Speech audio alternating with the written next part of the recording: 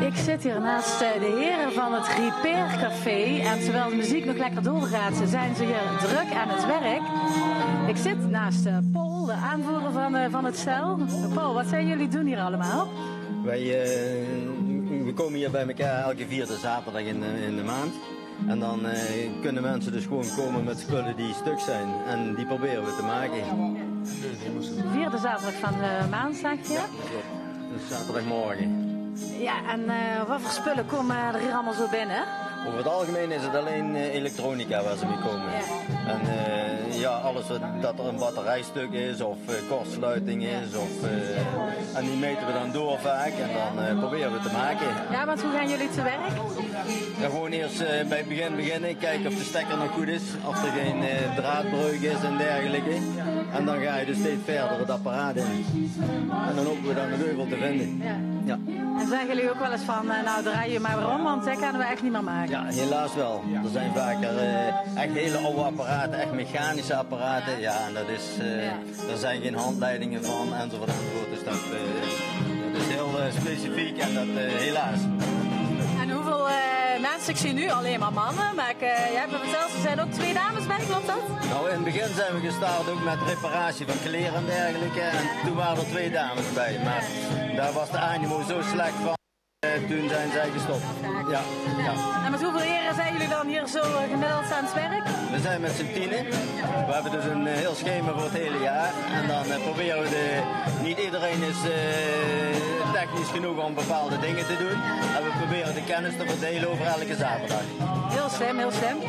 En is het gratis of moeten mensen ervoor betalen? Nee, het is helemaal gratis.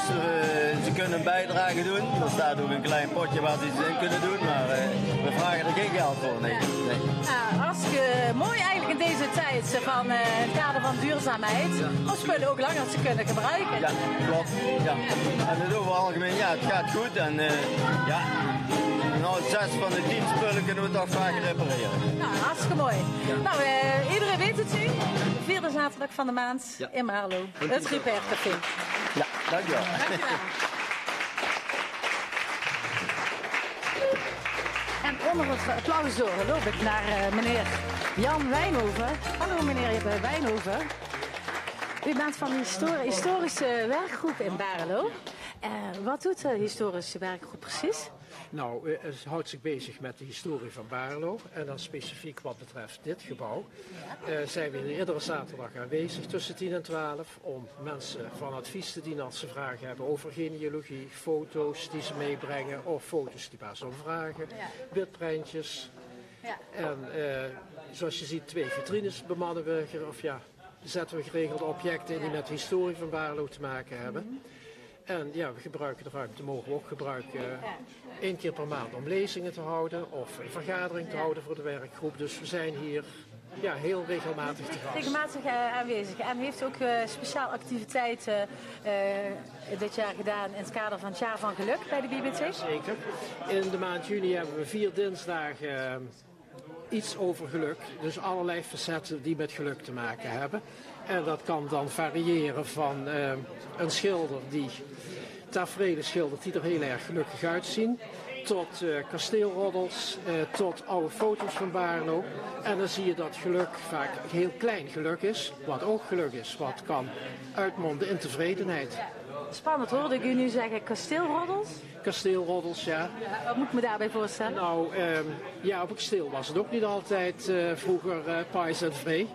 Dus daar gebeurden ook spannende dingen, daar gebeurden leuke dingen.